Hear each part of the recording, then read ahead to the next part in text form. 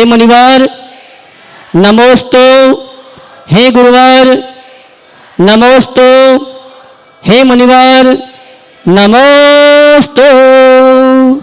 आज का ये सत्र अपन प्रारंभ करते हैं और पहले प्रश्न के लिए भरत जी मोदी आन बान शान इंदौर की प्रश्न कर रहे हैं। नमोस्तु नमोस्तु।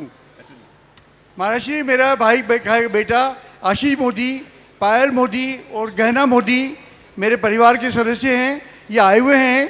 मेरे को आपसे यही पूछना है कि देवशास्त्र गुरु से जुड़ते हुए ये अपना मार्ग कैसे प्रशस्त कर सकते हैं, इनको पूरा आप समझाइए। ये बहुत अच्छी बात है कि आपने अपनी भावी पीढ़ी को धर्म से जोड़ने का एक अच्छा उपक्रम किया। आपने पूछा है देव शास्त्र गुरु से जुड़ते हुए अपना मार्ग कैसे प्रशस्त करें। मैं तो ये कहूँगा सबसे पहला काम एक करो, अपने पुरखों के इतिहास को देखो, उनके आदर्श को आत्मसात करो, जैसा आपकी दादी दादा और नाना नानी ने किया, बल्कि इनके तो परनाना परनानी होंगे। हाँ महाराज। उन्होंने धर्म के लिए, समाज के लिए, संस्कृति के लिए जो कुछ किया, जो करके गए, सच्चे अर्थों में देखा जाए तो वही उनके जीवन की उपलब्धि थी, बाकी तो धरी रह गई। हाँ महाराज। मन में एक बात बिठाल दो कि जो परमार्थ में नियोजित है वही शाश्वत है, बाकी तो सब क्षण भंगुर। समझ गए? हाँ महाराज। और अपने जीवन को इस बात के लिए पूरी तरह बांध लो कि जब तक मैं धर्म से नहीं जुड़ता तब तक मेरा कल्याण नहीं हो। पेड़ है, पेड़ का फल तभी तक खाया जा सकता है जब तक उसकी जड़ हरी हो। फल का उपभोग करो, छाया का उपभोग करो, पर जड़ को सुरक्षित रखकर। जड़ सुरक्षित है तो सब कुछ सुरक्षित है। इसलिए अपनी श्रद्धा, अपनी निष्ठा बनाए रखें और उनसे जीवंत संपर्क करें। आप केवल मंदिर में भगवान की पूजा करो, देवशास्त्र गुरु की पूजा कर लो, उससे जीवन का रूपांतरण हो ये पक्का नहीं है। लेकिन यदि देवशास्त्र गुरु से आपका जीवंत संपर्क हो तो आपके रूपांतरण में कोई संशय नहीं। जीवंत संपर्क का मतलब है उनके निकटता से जुड़ो, उनके गुणों को समझो, उनके वचनों को सुनो, उनके आदर्शों को समझो, तो उनके प्रति एक प्रकार का अमूर्त आकर्षण उत्पन्न होता है। और जो जो ये आकर्षण बढ़ता है, दुनियादारी का आकर्षण कम होने लगता है और दुनियादारी का आकर्षण घट जाना, आसक्ति मिट जाना ही जीवन की सबसे बड़ी उपलब्धि है। और ये कार्य प्रारंभ किया जा सकता है। गुरुओं के माध्यम से जो विचार मिलते हैं वो विचार हमारे हृदय में एक क्रांति उत्पन्न करते हैं। तो हम अपने भीतर ऐसी वैचारिक क्रांति खड़ी करें जो मन की भ्रांति को मिटाए और हमारा जीवन का पथ प्रशस्त करे। नमोस्तु महाराज। नमोस्तु महाराज। पार्श्वनाथ बहुमंडल अंजलि नगर और नमोस्तु नमोस्तु नमोस्तु। महाराज जी, हमारा सबका प्रश्न यह है कि धर्म हमें मोक्ष की राह दिखाता है, हमें मोक्ष की राह पर चलना सिखाता है, तो क्या मानव सेवा के लिए किए गए कार्य अर्थात मानवता भी हमें मोक्ष की राह दिखाती है? मैं पूछता हूँ, मानवता धर्म है कि अधर्म? मानवता तो धर्म है महाराज। तो आपने जब कहा कि धर्म मोक्ष का रास्ता दिखाता है और मानवता को आप धर्म कहते हैं तो उसको अलग क्यों मान रहे हैं? हाँ। चलिए नमोस्तु महाराज। नंदा नगर महिला मंडल और उसके बाद में महाराज श्री आपके चरणों त्रय बार नमस्तु। मेरा प्रश्न ये है महाराज श्री, जैसे शांति धारा की बोली में व्यक्ति मंदिर जी जाता है, एक निश्चित राशि सोच के जाता है, उसका विशेष दिन रहता है उस दिन, तो होता क्या है, सामने वालों को मालूम पड़ जाता है कि ये व्यक्ति आज लेके रहेगा और दूसरा व्यक्ति बोली बढ़ाता जाता है, लेकिन अब उसको लेना है वो ले लेता है महाराज जी, लेकिन उसके परिणाम विचलित होते हैं। तो इसमें बोली लेने वाले और जो बोली बढ़ाने वाले को क्या पाप और पुण्य का बंद होता है? ये प्रश्न महाराज जी मेरे बेटे का है, वो मेरे से हमेशा पूछता था। मैंने कहा मैं आज ये क्वेश्चन रखूंगी आपका। नमस्ते महाराज। बेहतर होता कि ये सवाल बेटे के मुख से कराते तो ज़्यादा अच्छा होता। उसको भी लेके आऊंगी महाराज। चलो, सुबह आया था आज प्रवचन में। बहुत सुंदर। बेटों के मुख से ऐसे सवाल हो, उनको समाधान मिले तो ज़्यादा संतुष्टि हो।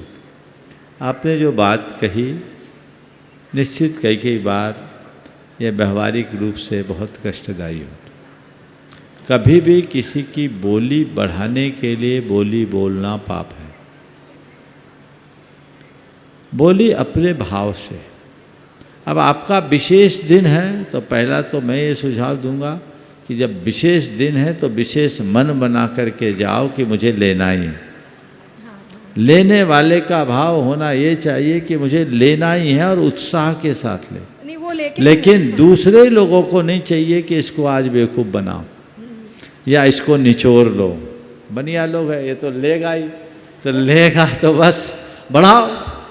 गलत, ये अनैतिक कृत्य है, ये अधर्म है। उसको लेने का भाव है और कोई दूसरा भी यदि खड़ा है तो ले सकता है, हो सकता है उसके लिए भी विशेष मन हो, दिन भले ना हो। तो विशेष मन और विशेष दिन, तो विशेष दिन वाला भी विशेष मन बना ले तो कुछ शेष बचेगा ही नहीं, ले ले। और फिर मैं तो हमेशा सलाह देखता हूँ कि जब दो बिल्कुल आपस में लगे हैं और लगता है कि दोनों ही लगे हुए हैं, तो मैं बीच में एक मध्यस्थता करवा देता हूँ अक्सर कि भैया एक काम करो, दोनों को दो साइड से दे दो, झगड़ा निपटाओ। पर जब लोग पैसे को प्रमुखता देने लगते हैं तो वो स्थितियाँ निर्मित हो जाती हैं। तो दोनों बातें होनी चाहिए। अगर हमें करना है तो करना ही है, क्या फ़र्क पड़ता है। जब आप बाज़ार जाते हो, मॉल में जाते हो, कोई चीज़ 2000 की होती है और वही चीज़ उससे अच्छी आपके पसंद की 4000 की मिलती है, तो आप 4000 की चॉइस को प्रायोरिटी देते हैं कि नहीं देते हैं। लेना है तो लेना है, 2 लगे चाहे 4। तो जैसे बाज़ार में सामान खरीदते समय 2 के 4 में आपको कोई संकोच नहीं, भगवान की बोली लगाते समय 2 के 4 में कैसा संकोच। लेकिन ये अपने मन से होना चाहिए। सामने वाले को अगर इस बात का आभास हो जाए कि ये मुझे जानबूझ करके ज़बरदस्ती ऐसा कराया जा रहा है, तो उसको संक्लेश होता है। और संक्लेश से इसका पुण्य छीन होता है, और जो संक्लेश को उत्पन्न करवा रहा है उसका पाप बंधता है। इसलिए ऐसा काम कभी नहीं करना चाहिए। बल्कि एक दूसरा रास्ता बताता हूँ आयोजकों को, चाहिए ही तो। अब आप लोग हो बनिया, और बुंदेलखंड में कहावत है, अमिया नीबुआ बानिया गल मस के रस दे। जब तक मस्को नहीं तो निकलता नहीं। तो बोली काय बढ़ा रहे हो, उससे लेना है तो उससे बोल दो भैया आज तुम्हारा जन्मदिन है, तुम समर्थ है, तुमसे इतना लेंगे। आज तुम्हारा विशेष दिन है, हम तो तुमसे इतना चाहते हैं, वो खुशी खुशी देगा। पर फंसा के मत निकालो, जोड़ के निकालो तो ज्यादा अच्छा। चलिए, नमोस्तु महाराज, नमोस्तु महाराज। तीर्थेश महिला मंडल जैन कॉलोनी। और महाराज जी, वर्तमान काल में लोग धर्म तो कर रहे हैं, वर्तमान काल में लोग धर्म तो कर रहे हैं, पर धर्म का वास्तविक स्वरूप नहीं पहचान पा रहे हैं। तो हमारी जिज्ञासा यह है कि हम क्या करें कि धर्म के वास्तविक स्वरूप को पहचान सके। जहाँ से धर्म के वास्तविक स्वरूप का बोध हो वहाँ पहुँचे और जानकर समझकर अपनाने का प्रयास करें। चलिए, नमस्ते गुरुदेव। नशिया जी महिला मंडल के बाद में सेतवाल महिला मंडल। महाराज श्री, मेरा प्रश्न है, आज के वर्तमान समय में रिश्ते सिर्फ स्वार्थ के रह गए हैं। चाहे दोस्ती का रिश्ता हो, चाहे भाई भाई का रिश्ता हो, चाहे कोई भी रिश्ता हो। तो महाराज श्री, इसमें हम आने वाली पीढ़ी को क्या समझाएं कि वो रिश्तों का मूल्य समझें। देखिए, रिश्तों का मूल्य समझाने के पहले प्रेम, परस्परता, स्नेह और आत्मीयता जैसे परंपरागत मूल्यों का बोध कराए। यदि इन मूल्यों का बोध हो जाए तो फिर ज़्यादा पाठ पढ़ाने की ज़रूरत नहीं। आज सबसे बड़ी विडंबना ये है कि मूल्यहीनता के दौर में ये सब चीज़ें बुरी तरह प्रभावित हुए हैं और इससे हमारी संवेदनशीलता छीन हुई, स्वार्थपरता बढ़ गई। यदि हम परंपरागत उदात्त मूल्यों को आत्मसात करें और अपने संबंधों का आधार स्वार्थ की जगह स्नेह को बनाए तो चीज़ें अपने आप पलट जाए। सेतवाल महिला मंडल। नमोस्तु गुरुवर। अपने धर्म में बताया गया है कि कुदेव कुगुरु कुशास्त्र की आराधना नहीं करनी चाहिए। समझ गया आपका आशय। मैं इतना कहूँगा, हमें बीतराग देवशास्त्र गुरु की आराधना करनी चाहिए। अग्रसेन महिला मंडल छत्रपति नगर। चरणों में त्रिबार नमोस्तु नमोस्तु नमोस्त, इच्छामि इच्छामि इच्छामि। गुरुवर, मेरा प्रश्न है, धर्म के लिए सब छोड़ने लायक है, धर्म किसी के लिए छोड़ने लायक नहीं है, इसे हम अपने जीवन में कैसे साकार करें? नमोस्तु। सुंदर वाक्य कहा है। धर्म के लिए सब कुछ छोड़ने लायक है, धर्म कभी भी छोड़ने लायक नहीं। इसे कब चरितार्थ करें? इसे तभी चरितार्थ किया जा सकता है जब धर्म आपकी सर्वोच्च प्राथमिकता बन जाए। हम लोग धर्म की दुहाई देते हैं, शक्ति अनुसार धर्म करते भी हैं और धर्म के लिए बहुत कुछ लगाते भी हैं, लेकिन यदि अंतर में झांक कर देखें तो पाएंगे कि धर्म हमारी प्राथमिकता की सूची में सबसे नीचे। अपना हिसाब लगा लीजिए, आपकी प्रायोरिटीज में धर्म कहाँ है? जब कभी भी आपकी व्यस्तताएं बढ़ती है तो सबसे पहले कटौती किसकी होती? पाठ पूजा माला धार्मिक क्रियाओं की ना। इसका मतलब क्या है? इसका मतलब केवल एक है कि आपने इन सब को अपने लिए सबसे गैर जरूरी माना है और आपने उसमें कटाई कर दी। और यदि आपकी प्राथमिकता में धर्म होगा तो सब कुछ कट जाए, लेकिन आप अपनी धार्मिक क्रियाओं को कभी गौण नहीं करें। तो सवाल केवल प्राथमिकताओं का है। यदि हमारी प्राथमिकता सही हो तो सब सही हो जाए। अपनी प्राथमिकता को बनाए। नमोस्तु गुरुवर, नमोस्तु। हमारे बीच में आज जो हमेशा ऊंचाई जो होती है गहराई सापेक्ष होती है, और ऐसे दिनेश जी विनीता जी पापड़ीवाल अपने बीच में है। जोरदार तालियों से उनका स्वागत अभिनंदन करें, जिन्होंने शाश्वत तीर्थराज सम्मेद शिखर जी की पावन धरा पर नींव से शिखर तक बनने वाले उस सहस्त्रकूट जिनालय के लिए अपनी सहज स्वीकृति दी। ऐसे दिनेश जी जो बहुत ही सहजता के धनी हैं और अपना प्रश्न वे गुरु चरणों में रख रहे हैं, और उसके बाद में तैयार रहेंगे आज अपने बीच में अमित जी मंडलोई जो दैनिक भास्कर से यहाँ पर हैं, वे तैयार रहेंगे। गुरुवर के चरणों में बारंबार नमोस्तु नमोस्तु नमोस्तु। गुरुवर, देखा गया है कि संसार में मनुष्य जब कार्य करता है तो उस टाइम पे पूरा अपना विवेक और वो पूरा नहीं सोचता। संसार में मनुष्य जब कार्य करता है तो उसमें पूरा विवेक और पूरा सोच के कार्य नहीं करता, और जब उसका परिणाम आता है और जब उसको पश्चाताप करना पड़ता है या दुख होता है या पाप होता है, तब वो भगवान को दोषी देता है। ऐसा क्यों गुरुवर? पहले तो मैं चाहूँगा एक बार इस दंपति का जोरदार अभिनंदन करें। ये एक बहुत ही समर्पित, निष्ठावान और उदार हृदय परिवार है, संस्कारवान परिवार। और इनकी सोच का एक उदाहरण मैं आप सबके बीच देना चाहता हूँ, और मैं ऐसा इसलिए देना चाह रहा हूँ ताकि इनसे प्रेरित होकर आप लोग भी कुछ ऐसा करें। इनका भारत और भारत से बाहर अमेरिका में बहुत बड़ा कारोबार है। ये न्यूयॉर्क में रहते हैं। इनके बच्चे सब न्यूयॉर्क में ही हैं। इन्होंने एक दिन अपने बेटों को मेरे सामने लाकर एक बड़ी बात कही, और उसी बात को मैं आज आप सबके सामने कोट करना चाहता हूँ। इन्होंने अपने बेटे से कहा कि बेटा, मेरे पास जो धन है और संपत्ति है, मेरे पास जो धन है संपत्ति है, उसे मैं चाहूँ तो तुम्हें दे सकता हूँ। पूरी बात ध्यान से सुनना।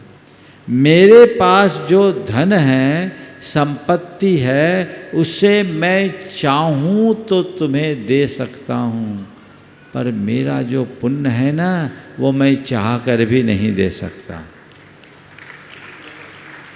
बहुत गहरी बात कही, मैंने नोटिस में लिया और इसका असर बेटे पर पड़ा भी, कि मेरा जो पुण्य है वो मैं चाह करके भी नहीं दे सकता, उसे तो तुम्हें खुद अर्जित करना पड़ेगा। हर माँ बाप को अपनी संतान के लिए इस बात का पाठ पढ़ाना चाहिए। प्राय आज जितने भी धनी मानी परिवार हैं, वो बहुत संघर्ष करके उस ऊंचाई को छुए हैं, लेकिन उनके बच्चों को इस बात का आभास नहीं। उनके संघर्ष की गाथा उनको पता नहीं, इसलिए उनकी लाइफ स्टाइल अलग है और वे केवल पुण्य को भोगने में लगे हैं, पुण्य अर्जित करने में नहीं। आपने पुण्य कमाया और जितना पुण्य खपाया उससे ज़्यादा पुण्य बढ़ाया, लेकिन आपकी जो संतति है वो पुण्य को भोग रही है, पुण्य को खपा रही है, पाप कमा रही है, पुण्य नहीं बढ़ा रही। आने वाला जीवन निश्चित रूप से उनका दारिद्र्यपूर्ण होगा। अपनी पीढ़ियों का भला चाहते हो तो उन्हें केवल संपत्ति देने की जगह संस्कार देने का प्रयत्न करो, तत्व का ज्ञान कराओ, उन्हें जीवन की वास्तविकता का बोध कराओ, उन्हें ये बताओ, ये समझाओ कि ये चमक दमक 4 दिन की है। जब तक तुम्हारे पुण्य की अनुकूलता है, तुम्हारे पास सब कुछ बरस रहा है। जिस दिन पुण्य छीन होगा, एक एक दाने के लिए तरस जाओगे। इसलिए कभी पुण्य का अभिमान मत करना, जीवन को नम्रता जैसे गुणों से भर के रखना, और जिससे जीवन की पुण्याई बढ़ती है, ऐसे कर्तव्यों के प्रति दिलता से जुड़े रहना, ये हर माँ बाप को अपनी संतान को सिखाना चाहिए। जब इन्होंने कहा था, मुझे वो सेंटेंस और वो पूरा दृश्य आंखों के सामने है, मुझे बहुत पसंद आया, इसलिए मैंने आज इस रूप में इनका परिचय कराया। अभी जैसा आपको बताया, सम्मेद शिखर जी के गुणायतन में जो सहस्रकूट जिनालय बन रहा है, उसके मूल पुण्यार्जक ये हैं। हमें ऐसे लोगों का जोरदार अभिनंदन करना चाहिए। अब आपका जो सवाल है कि कार्य करते समय तो व्यक्ति विवेक नहीं रखता, जब परिणाम पक कर आता है तो पछताते हैं। यही तो संसार की विचित्रता है, और ऐसे लोगों को ही मूढ़ कहा गया है, जो आंख मूंद के काम करे और बाद में आंसू बहाए, वो मूढ़। और जो आंख खोल कर काम करे, उसे आंसू बहाने की नौबत ही नहीं आती, वो है विवेकी। इसलिए विवेकपूर्ण कार्य करे। आप जैसे अपने व्यापार व्यवसाय आदि कार्यों में सदैव लाभ की इच्छा से अपना काम करते हैं और बहुत सूझबूझ, समझदारी और विवेकपूर्ण तरीके से संपन्न करते हैं, वैसे ही आपको चाहिए कि अपने जीवन व्यवहार में लाभ की जगह भला को ध्यान में रख करके काम करे, विवेक के साथ काम करे, सूझबूझ के साथ काम करे, तो कभी पछताने की नौबत नहीं आए। नमोस्तु गुरुवर, नमोस्तु। अपने बीच में दैनिक भास्कर के चीफ एडिटर अमित जी मंडलोई, जोरदार तालियों से उनका भी स्वागत अभिनंदन करें। वे अपना प्रश्न रखेंगे और उसके बाद में उनके अमित जी मंडलोई के सम्मान के लिए मैं इस महान अनुष्ठान चातुर्मासी यजमान मुकेश जी पाटोदी, अध्यक्ष अशोक जी दोषी, महोत्सव अध्यक्ष नवीन आनंद जी गोदा, इनसे और हसमुख जी गांधी वे पहुंचे और उनका स्वागत, सम्मान, सत्कार भारतीय परंपरा के अनुसार करें। आप लोग जोरदार तालियों से एक बार फिर से सम्मान कर दें मंडलोई जी का। सचिन जी उद्योगपति जी भी सम्मान की श्रृंखला में अपना साथ दे रहे हैं। अनुरोध करूंगा वे अपना प्रश्न महाराज जी चरणों में रखें। प्रणाम गुरुदेव। अभी बहुत अच्छी बात चल रही थी चूँकि बच्चों की, तो मुझे लगा कि उसी बात पर मैं कोई आगे सवाल अपना रखना चाहता हूँ। दरअसल जैसा सर ने कहा था कि यार बच्चों को लेकर के इशू है, आपने भी बच्चों की बहुत अच्छी बात बताई। और अभी मुझे ऐसा लगता है कि पूरे समाज के सामने सबसे बड़ी चुनौती बच्चे हैं, क्योंकि जितने तरह के डिस्ट्रैक्शन आज बच्चों के पास है, यूट्यूब है, इंस्टाग्राम है, फेसबुक है, ज़माने भर की चीज़ें हैं, उसके बीच में कई बार हमको लगता है कि यार परिवार के संस्कार या गुरुओं की वाणी या जो भी चीज़ें हैं वो आप कोशिश करते हो कि उन तक पहुँचे, वो लेकिन वो लेना नहीं चाहते। उन्होंने बहुत ज़्यादा जब आप बात करने की कोशिश करते हो तो वो एक लाइन में कहते हैं कि आपका माइंडसेट अलग है, मेरा माइंडसेट अलग है, आप अलग तरह से सोचते हैं, मैं अलग तरह से सोचता हूँ।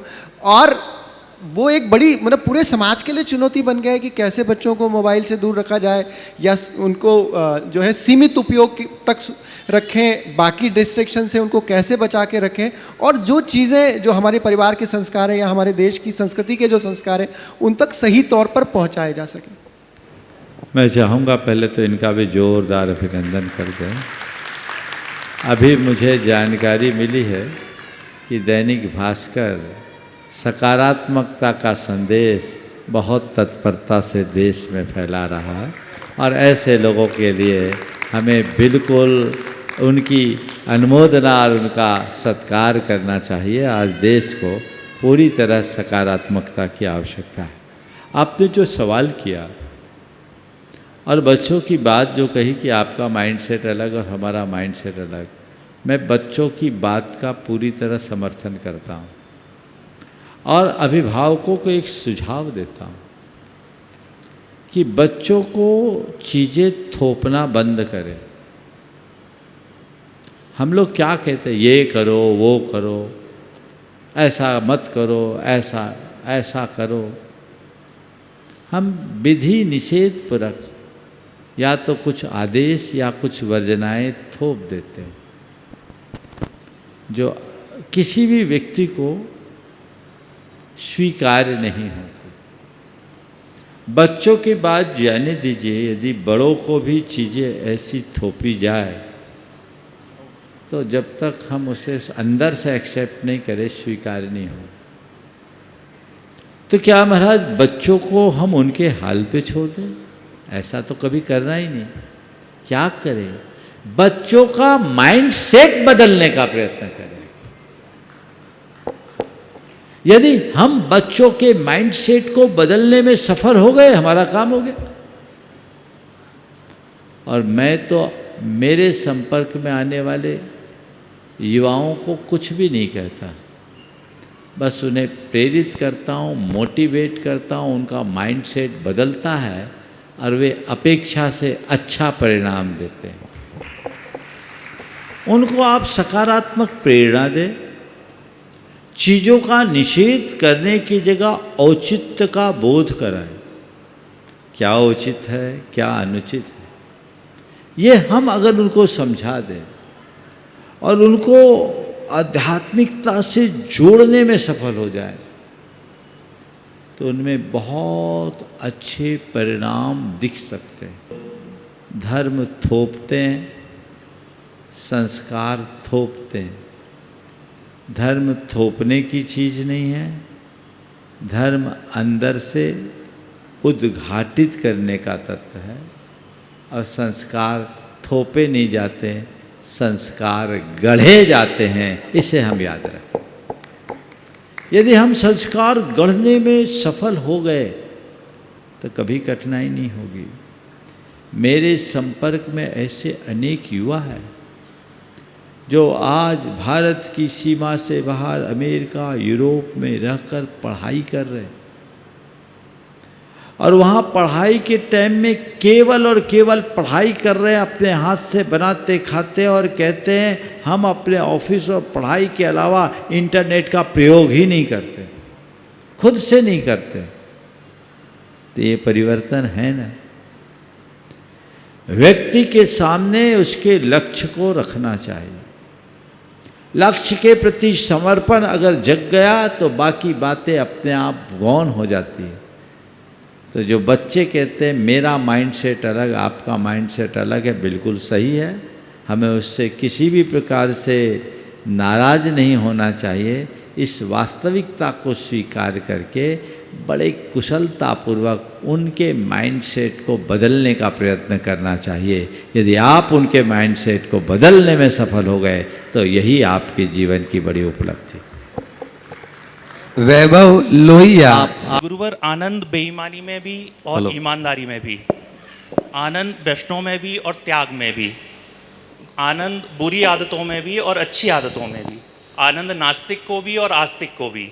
तो गुरुवर, मेरा प्रश्न यह है, जब अच्छे कर्म करने में भी आनंद आता है और बुरे कर्म करने में भी, तो बुरे कर्म ज़्यादा आकर्षित क्यों करते हैं और बुरे कर्म जल्दी क्यों अपना लेते हैं, जबकि बुरे कर्म का आनंद क्षणिक दुर्गति वाला और अच्छे कर्म का आनंद स्थायी और सद्गति वाला होता है? बिल्कुल ठीक कहा आपने। अच्छे कर्म में भी आनंद है, बुरे कर्म में भी आनंद है। अच्छे कर्म के प्रति हमारा झुकाव धीमा होता है और बुरे कर्म के प्रति हमारा आकर्षण बड़ा जल्दी तेज होता है। आपने पूछा है तो मैं तो इतना ही करता हूँ, धुआं सिगरेट का भी उड़ता है, धुआं सिगरेट का भी उड़ता है और धुआं अगरबत्ती का भी उड़ता है। पर सिगरेट का धुआं बहुत तेज उड़ता है, अगरबत्ती का धुआं धीरे धीरे होता है। सिगरेट का धुआं हमें जलाता है और अगरबत्ती का धुआं हमें अलग प्रकार का आनंद देता है। एक आनंद अल्पकालिक है और एक आनंद दीर्घकालिक है। जो अल्पकालिक आनंद में मुग्ध होते हैं उन्हें दीर्घकालिक आनंद का आनंद नहीं होता।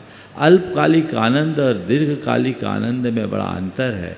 अल्पकालिक आनंद परावलंबन से होता है और दीर्घकालिक आनंद स्वावलंबन से होता है। एक में केवल हमारे अभिप्राय में आनंद होता है और एक में अनुभूति में आनंद होता है। दोनों में बड़ा अंतर है। सिगरेट पीने में लोग आनंद मानते हैं, आनंद है नहीं, क्योंकि हर सिगरेट में लिखा है सिगरेट पीना स्वास्थ्य के लिए हानिकारक है। और पहले तो लोग कम पढ़े लिखे थे इसलिए लिखा जाता था कि सिगरेट पीना स्वास्थ्य के लिए हानिकारक है। अब तो उसमें खतरे का चिन्ह बना दिया जाता है ना, ताकि क्योंकि आजकल आप लोग पढ़ लिख गए हैं इसलिए लिखा हुआ समझ में नहीं आता, देख के समझ में आता है। ये पढ़े लिखे होने का प्रमाण। ये जानते हुए भी आप नज़रअंदाज कर रहे हैं क्योंकि सिगरेट है, आप उसमें आनंद मना रहे, पर ये आनंद आनंद नहीं है। ऐसे लोगों के आनंद के लिए मैं इतना ही कहूँगा, एक आदमी ब्रांडेड जूता पहन के चल रहा है और वो जूता उसके पाँव को काट रहा है, और दूसरा आदमी नंगे पाँव चल रहा है, मज़े में है। मज़े में तो दोनों दिख रहे हैं, एक को जिसको जूता काट रहा है उसे को भी मज़ा दिख रहा है और एक जो नंगे पाँव चल रहा है उसको भी मज़ा दिख रहा है। अब आप बताओ सही कौन है? बोलो। नंगे पैर वाला, नंगे पैर वाला। तब आप खुद तय कर लो, अच्छाई का आनंद अच्छा है या बुराई का आनंद अच्छा है। एक क्षण मात्र को सुख दे रहा है, दीर्घ काल को दुख, और एक स्थायी रूप से हमें सुखी करा रहा है। कौन सा अच्छा है? जब ब्रांडेड जूता पहन के निकलते हो, चार लोग प्रशंसा करते हैं तो मन को गुदगुदी होती है। अरे क्या बात है, कितना बढ़िया जूता आपने पहना है। इंसान की दशा देखो, जूते की प्रशंसा में भी खुश होता है। कैसी दशा है? जूते की प्रशंसा में भी खुश हो रहा है और जूता पड़ जाए तब वो जूता काट रहा है, इसका आभास नहीं। दूसरे व्यक्ति के पास जूता नहीं है लेकिन उसका आनंद सच्चा है, तो सच्चे आनंद को। नमोस्तु गुरुवार। दीपा मनोज जैन इंदौर, उसके बाद तैयार रहेगी आशिका जैन इंदौर, जो प्रेमचंद जी प्रेमी शिरोमणि सरक्षक की परिवार से। मेरे आराध्य गुरुवर के चरणों में कोटि कोटि नमन, कोटि कोटि नमन। नमोस्तु गुरुदेव, नमोस्तु गुरुदेव। गुरुदेव, मेरी शंका यह है कि दुनिया को दे रही ज्ञान में स्वयं समझ नहीं पाती हूँ, दुखों से है रहित आत्मा मेरी इतनी जान नहीं पाती हूँ। जिनवाणी पढ़कर भी मैं पर में ही सुख खोज रही हूँ। सुख का सागर ही मेरी आत्मा है, स्वीकार नहीं कर पा रही हूँ। गुरुदेव, मैं ये जानना चाहती हूँ कि मैं मेरी कथनी और करनी को कैसे चरितार्थ करके अपने जीवन का उद्धार कर सकूँ। नमोस्तु गुरुदेव। अपनी कथनी और करनी को चरितार्थ करके जीवन का उद्धार कैसे करें? हर पल अपनी कथनी और करनी की समीक्षा करें और एक लक्ष्य बना लें कि मुझे अपनी कथनी और करनी दोनों को सुधारना है, और रोज़ रोज़ इसका प्रयास करें, अभ्यास करें, समीक्षा करें। आप देखेंगे धीरे धीरे आप में बहुत बड़ा परिवर्तन आ रहा है। नमोस्तु गुरुदेव। ओ हाँ बोलो। आशिका जी जैन इंदौर, और उसके बाद तैयार रहेंगे डिम्पल जी जैन पठारी। मुनि श्री के चरणों में 3 बार नमोस्तु। मंच में स्थित सभी चुल्लक महाराजों के चरणों में इक्षामी। महाराज श्री, आजकल अक्सर देखने में आता है कि हम जैसी युवा पीढ़ी अपनी उच्च शिक्षा प्राप्त करने के लिए घर से बाहर आ जाते हैं। घर से बाहर आकर हम पढ़ाई तो कर लेते हैं, सब कर लेते हैं, पर हम अपने प्रियजनों के स्नेह और प्रेम से वंचित रह जाते हैं। तो महाराज जी, मेरा यही प्रश्न है कि घर से बाहर आकर आने वाली चुनौतियों का सामना कैसे करें? अपने माँ बाप और घर वालों के बिना हम अपने आप को स्थिर कैसे रखें? कृपया मार्गदर्शन दीजिए। बहुत अच्छा सवाल किया। देखो, अपने घर परिवार के लोगों के प्रेम और स्नेही जनों का वियोग स्वाभाविक है। आपने पूछा उन सबको छोड़कर हम यहाँ आते हैं। आप ये सोचिए कि हम उन सबको विशेष प्रेम देने के लिए यहाँ आए। यदि यहाँ आकर ठीक ढंग से पढ़ लिख कर उनकी आशा और अपेक्षाओं में खरे उतरेंगे तो उनको जो प्रसन्नता होगी उसका हमेशा याद करो। कितनी प्रसन्नता होगी, तो क्या यह उनको उनके प्रेम के प्रति हमारे द्वारा दिया जाने वाला प्रतिभाव नहीं होगा? होगा ना? होगा। तो वो चीज़ देखो, और एक बात ये समझो कि कुछ पाने के लिए कुछ खोना पड़ता है, और दूसरी बात वही कुछ पाता है जो खुद को खपाता है। वही कुछ पाता है जो खुद को खपाता है। कुछ पाना चाहते हो तो खुद को खपाओ, जुट जाओ अपने लक्ष्य में, लेकिन एक संकल्प अपने मन में सदैव संजो के रखो कि मैं यहाँ बनने के लिए आई हूँ, बिगड़ने के लिए नहीं। मुझे ऐसा कुछ भी नहीं करना है जिससे मेरे माँ बाप का गौरव घटे। मुझे ऐसा कभी नहीं करना, कुछ भी नहीं करना जिससे उनको कभी आघात पहुँचे, उनका सम्मान खंडित हो। मुझे अपनी मर्यादाओं की रक्षा करना है, मुझे अपने संस्कारों में बंधे रहना है, तो हमारा जीवन अपने आप ठीक। नमोस्तु। डिम्पल जी जैन पठारी। और महाराज श्री के चरणों में बारंबार नमोस्तु। बोलो। महाराज श्री, पहले के ज़माने में जब हमारी व्यवस्थाएं कुछ ठीक नहीं रहती थी, तब हमारे पूर्वज 6-6, 8-8 संतानें उत्पन्न करते थे, और आज लगभग 100 संतानों का भी पालन हम कर सकते हैं, लेकिन उसके बाद भी करीब 1 या 2 संतान हम लोग करते हैं। तो गुरुवर, कुछ समाज की ओर से, इतनी बड़ी इंदौर समाज में आप बैठे हैं, कुछ ऐसी स्कीम चलाएं जिसकी 3 संतानें होंगी उसको 1 लाख रुपए से पुरस्कार करेंगे, जिसकी 4 संतानें होंगी उसको 5 लाख, और जिसकी 5 संतानें होंगी उसको 10 लाख से सम्मानित करेंगे। यदि ऐसा हम करते हैं तो हमारी जो पीढ़ी कम हो रही है, जिसका हमें देखने में असर दिख रहा है, उसका कुछ फायदा हमको मिलेगा। नमोस्तु। एक बार जोरदार अभिनंदन कीजिए। इनका प्रस्ताव स्वागत योग्य है कि नहीं? बोलो। हाँ, थोड़ा जोरदार। मंजूर। कितना अच्छा होगा इंदौर की समाज, हाँ कर दो वहीं जाके मंजूर। इंदौर की समाज एक ठोस प्रस्ताव रखे और इसकी शुरुआत पूरे देशव्यापी करने की जगह शुरुआत इंदौर शहर से की जाए तो बहुत अच्छी है। और पूरे देश भर के लोग इस कार्यक्रम को देख और सुन रहे हैं। अपनी संतति और संस्कृति के विकास के लिए हमें ये करना बहुत ज़रूरी है। ध्यान रखना, जब तक संतति है तभी तक संस्कृति। आज की नई पीढ़ी को ये बात समझ में आनी चाहिए। जब तक उनको ये बात समझ में नहीं आएगी, परंपरा आगे नहीं बढ़ पाएगी। उन्हें समझना चाहिए, पहले 2 जाते थे, 4 छोड़ के जाते थे, अब 2 को छोड़ के जाने लगे। अब 2 के बाद 1 बचे और आने वाले दिनों में 1 भी ख़त्म हो रहे हैं, तो हम अपने आप ख़त्म हो जाए। हमारी टीआरपी टोटल फर्टिलिटी रेट जो है, टीएफआर जो है वो सबसे कम है, 0.45% है। ये सबसे कम है। ये इस बात को दर्शा रहा है कि यदि हमारी प्रजनन दर यही रही तो आने वाले दिनों में हम नाम शेष हो जाएंगे। तो इसके लिए समाज को गंभीर होना चाहिए और संतति के विकास के लिए एक जागरूकता का अभियान छेड़ना चाहिए।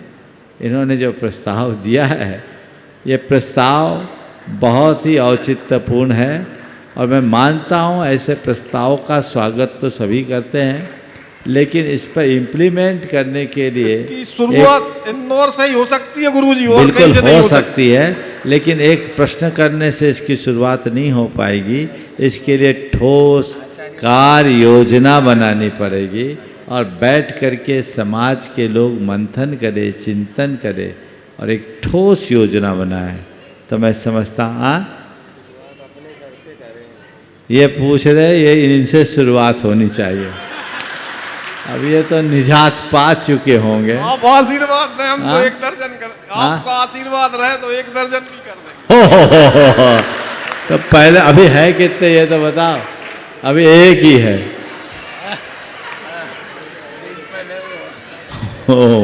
चलिए ठीक है, लेकिन प्रस्ताव स्वागत के योग। चलिए इस महोत्सव के जो महोत्सव अध्यक्ष हैं चातुर्मास के गोदा परिवार, वे अपना प्रश्न रखें मातेश्वरी प्रभा जी और उसके बाद में सुभद्रा जी, और तैयार रहेंगे प्रवीण जी जैन रायपुर। नमोस्तु महाराज जी, नमोस्तु महाराज जी, नमोस्तु महाराज जी। यदि कोई व्यक्ति तंत्र मंत्र करके घर और व्यापार को बांध देता है तो उसका निवारण जैन धर्म के अनुसार कैसे करें?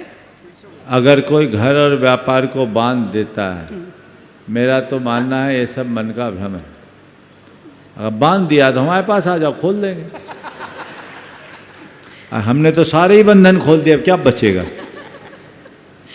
मैं आप सबसे ये कहता हूँ, जब भी कोई कहे तो बिल्कुल भ्रम मत पालो। नमोकार मंत्र पर श्रद्धान करो, मंदिर जी में शांति धारा करो और शांति धारा के गंधोदक को नमोकार पढ़ते हुए अपने घर के और प्रतिष्ठान के हर उस स्थान पे जहाँ पाँव न पड़े छिड़कते जाओ। 7 दिन तक लगातार करो, सारे बंधन खुल जाएंगे, मन का भ्रम खत्म। और वहाँ की पॉजिटिविटी बढ़ाने के लिए प्रयास करो। अगर आप वहाँ की पॉजिटिविटी को बढ़ाने में सक्षम हो जाते तो काम होगा। और अपने घर में, अपने प्रतिष्ठानों में अष्टमंगल द्रव्य रखो, कभी भी अशुभ अमंगल नहीं होगा। अष्टमंगल होता है ना, ये अष्टमंगल रखो, कभी अशुभ अमंगल प्रवेश ही नहीं कर पाएगा। ये हमारे मन में रहता है, थोड़ा व्यापार नहीं चल रहा, कोई ने बांध दिया, कोई ने बांध दिया, कोई ने बांध दिया। व्यापार बंधे या ना बंधे, दिमाग तो बंध ही जाता है। दिमाग खुला रखो, सब ठीक है। नमोस्तु महाराज। प्रवीण जी जैन रायपुर। और नमोस्तु नमोस्तु नमोस्तु गुरुवर। गुरुवर, आयुर्वेद दवाइयों में शहद, मादक पदार्थ एवं जैन मतानुसार वर्जित वस्तुओं का प्रयोग किया जाता है, जिसको ध्यान में रखते हुए मैंने छत्तीसगढ़ में विशुद्ध जैन पद्धति से निर्मित आयुर्वेद दवाएं बनाना चालू किया है। महाराज जी, क्या किया जाए जिससे समाज में आयुर्वेद दवाइयों के प्रति रुझान बढ़ाया जाए और अपने साधर्मी बंधुओं को वर्जित पदार्थों के सेवन से मुक्त किया जाए? इस पर प्रकाश डालने की अधिक से अधिक प्रचार किया जाए, लोगों के मध्य जागरूकता का अभियान छेड़ा जाए। ओम।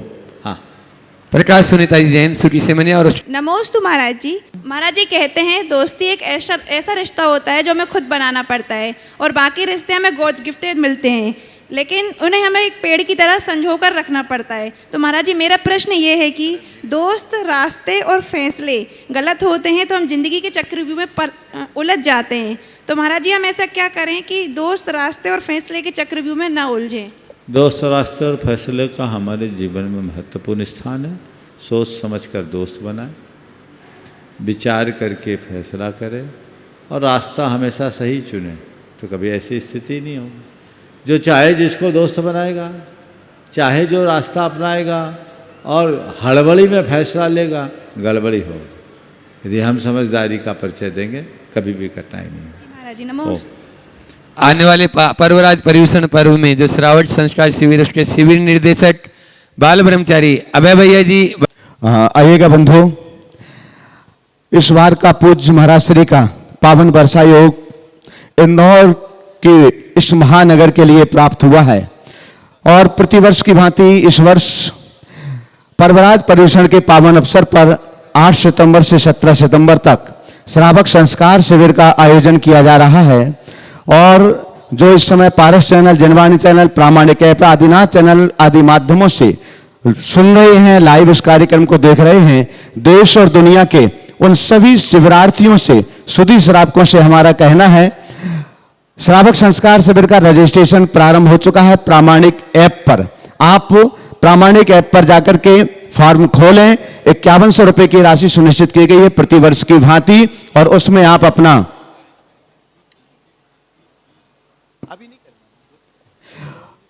और आप उस पर अपना रजिस्ट्रेशन पंजीयन करा सकते हैं। लोकल इंदौर वालों के लिए महासौभाग्य है, अभी तक आप चैनल के माध्यम से घर पर महाराज श्री के लिए सुनते थे, लेकिन ये सौभाग्य है 10 दिनों तक आध्यात्मिक चेतना से सराबोर होने के लिए। तो सबसे पहला आमंत्रण है, निमंत्रण है इंदौर महानगर में रहने वाले जो लोग यहाँ उपस्थित हैं, जो लोग अपने घरों पर बैठ करके सुन रहे हैं, उन सभी के लिए भी कि आप सबसे पहले ऑनलाइन भी रजिस्ट्रेशन कर सकते हैं और यहाँ कार्यालय बना हुआ है, वहां पर भी आप अपना रजिस्ट्रेशन कर सकते हैं। इस बार एक पुण्य आपका जागा है। अभी तक के शिविरों में उम्र 18 वर्ष से 65 वर्ष तक की होती थी, लेकिन इस वर्ष आप लोगों के लिए विशेष आशीर्वाद मिला हुआ है और महाराज श्री ने कहा है कि इस बार शिविर में 15 वर्ष से 70 वर्ष तक के शिविरार्थी अपनी सहभागिता दे सकेंगे। तो 8 वर्ष का आपको एडवांटेज मिला हुआ है। एक निवेदन अवश्य करूंगा, गंभीर बीमारी आदि कोई भी समस्याएं हैं, असहाय हैं, तो आप शिविर में अपना भाग ना लें। एक और आज कार्यालय में कार्यकर्ताओं के सामने समस्या आई है कि जो परिवार हैं उनके 2-3 बच्चे हैं, लेकिन वो शिविर में बैठना चाहते हैं बच्चों को साथ में लेकर के। तो मेरा आपसे अनुरोध है कि वो व्यवस्थाएं आपको बनाना है। यहाँ पर पर्सन रजिस्ट्रेशन होता है, लेकिन बच्चों के लिए कोई भी यहाँ पर व्यवस्था नहीं है। साथ ही साथ में बंधुओं, जो भी शिविरार्थी रहेंगे उन सभी के आवास की, भोजन की, पूजन द्रव्य सामग्री की और साथ ही साथ वस्त्रों की, हथकरघा के वस्त्रों की व्यवस्था आपकी समिति द्वारा की जा रही है। साथ ही बंधुओं 16, 17 और 18 अगस्त को भावना योग का शिविर यहाँ पर आयोजित किया जा रहा है। इन सब के लिए मैं महाराज श्री के श्री चरणों में प्रार्थना करता हूं। और उसके पहले 11 अगस्त को 23वें तीर्थंकर श्री पार्श्वनाथ भगवान का मोक्ष कल्याण का पावन पुण्य दिवस है। इसी मन से हम सभी प्रातःकाल अभिषेक, शांतिधारा पूजन और महाराज श्री के प्रवचन के बाद निर्वाण लाडू भी समर्पित करेंगे। हम महाराज श्री के पावन चरणों में प्रार्थना करते हैं। देखिए, ये बहुत अच्छा सहयोग है। आने वाले दशरक्षण में हर साल की तरह श्रावक संस्कार शिविर का आयोजन होना है। शिविर में आप सब अपनी भागीदारियां कर रहे हैं, बढ़ चढ़ कर के हिस्सा लें। कोशिश ये हो कि अधिक से अधिक युवा उसमें सहभागिता दें। इंदौर के जो स्थानीय लोग हैं वे अपने घर जा सकेंगे और शिविर के पूरे कार्यक्रमों में उन्हें अपनी सहभागिता देने की प्रतिबद्धता होगी। बाहर के लोगों की व्यवस्था आपको बता दी गई। लेकिन बाहर के जो भी लोग हैं उनमें इतना मैं एक बात और जोड़ूंगा, भैया जी शायद भूल गए, एकल महिलाओं को प्रवेश न दिया जाए, उनके साथ कोई और हो तभी ऐसा किया जाए, परिवारजन या मित्रजन। ये व्यवस्था आपको बना के रखनी है। शिविर के पंजीयन की पूरी प्रक्रिया प्रमाणिक ऐप पे उपलब्ध है, आप वहाँ और यहाँ पर भी चल रहा है, आप अपने स्क्रीन पर देख रहे हैं, उसके अनुसार आप इस काम को अच्छे से संपन्न कर सकते हैं। सभी को इसमें अपनी सहभागिता देनी है। एक अच्छा मौका पूरे जीवन के व्यापक बदलाव का आप सबको मिल रहा है।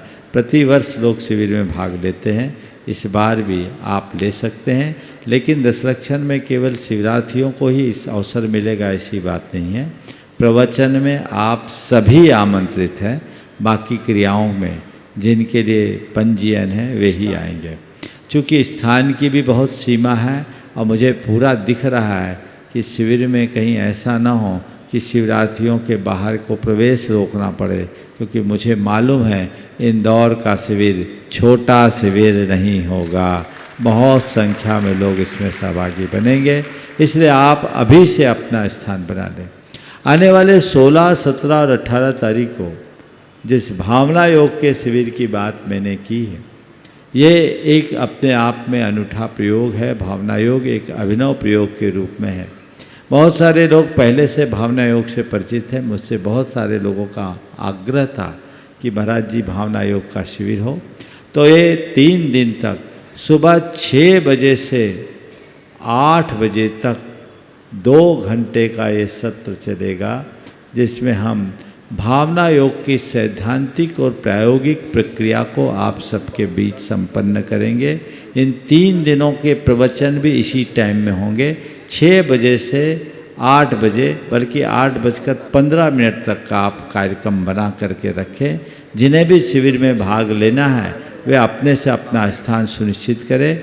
बाहर वाले लोग भी शिविर में जो आना चाहे, बहुत सारे लोग आना चाहते हैं, वे अपनी सूचना प्रमाणिक ऐप के माध्यम से उसे दे दे।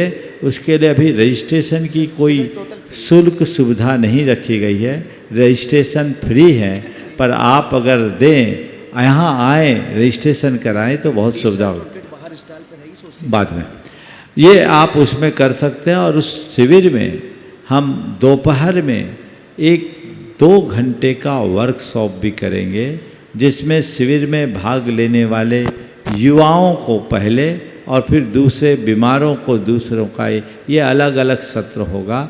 ये सारे शिविर में सहभागिता देने वालों को मिलेगा। तो ये 3 दिन आपके जीवन के अनमोल दिन होंगे, आपको उसका लाभ लेना है। कैसे भावना योग के बल पर हम अपने जीवन की समस्याओं का हल निकाल सकते हैं, आपको इस शिविर के माध्यम से पूरा प्राप्त होगा। तो अलग अलग जो भी शिविर में भाग ले रहे अपने एज रख दे, ताकि उसकी व्यवस्थाएं आप सबको बनाया जा सके।